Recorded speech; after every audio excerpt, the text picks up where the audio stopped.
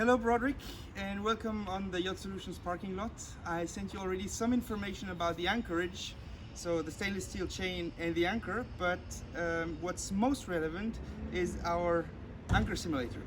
So what I did is I took it out and I did this video so you have a first-hand experience. So this here is the spade anchor, which is the anchor which is provided by default, which is a very good anchor. And this one is the stainless steel anchor I'm offering, which is the best anchor in the world. So just as a matter of comparison, we have here a sandbox, and I'm going to show you how they work. So there's no bias whatsoever. I'm putting them here next to each other, and just by the geometry, you will see, for instance, when you compare them, one has the point which goes down. The lead is cast in here in the stainless steel sleeve. Here we have the roller bar in case something gets tangled in here. The shank is hollow. The eye here is reinforced, and when you see here the flat surface and the winglets allow it to go to dig right in and to settle the right way. So here I put them one next to each other, and you will see, oops, I'm going to pull with equal strength on both anchors. There you go. And here I pull just with my with my finger, and you see one digs in deep right away. So that's the first thing. It digs in immediately. So does the other, but it takes it a little bit longer. Then what I also wanted to show you, demonstrate you, is the scenario where both anchors, they're sitting very firmly in the sand. And what we're simulating here is during the night we have a wind shift. We have a wind shift where both anchors turn in the sand, and then the wind picks up again. And then here you see one has dug in while the other is still struggling a little. So what you need to remember is that it's all due to the fact of how the weight is settled in the anchor. So when you hold them like this, it's pretty much the same weight. However, the weight repetition is different. So when you hold them from the tip of the shank, the leverage is much stronger on this one, so it feels heavier. So that's pretty much it.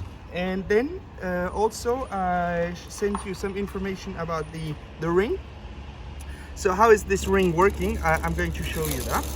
So the way an anchor, a mooring is working is because you have the anchor which is dug in, and then you also have the length of the chain which goes along on the floor, and it goes up, and at the end you have the boat. So when the boat starts pulling on it, because the wind is picking up or for whatever reason, then the chain tightens, gets straight, and this is when you start dragging anchor. So you never want to be in that situation.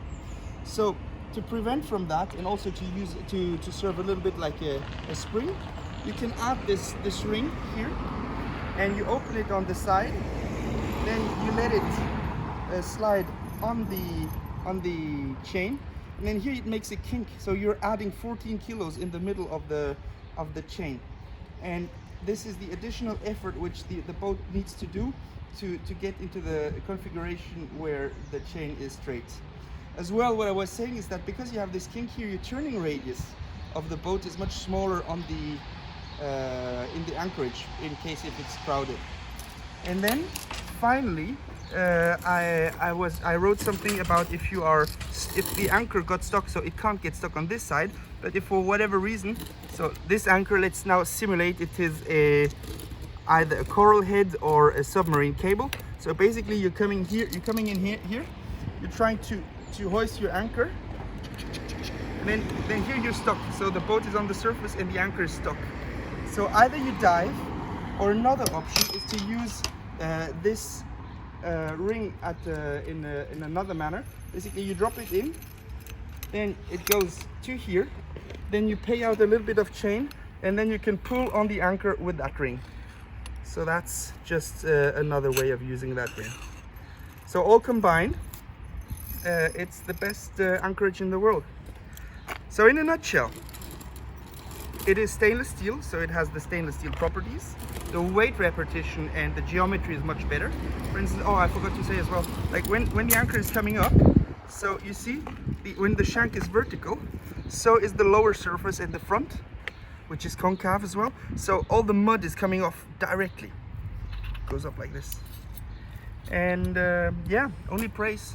And then I send you another video about, although we can show it here. So this is the swivel I was telling you about.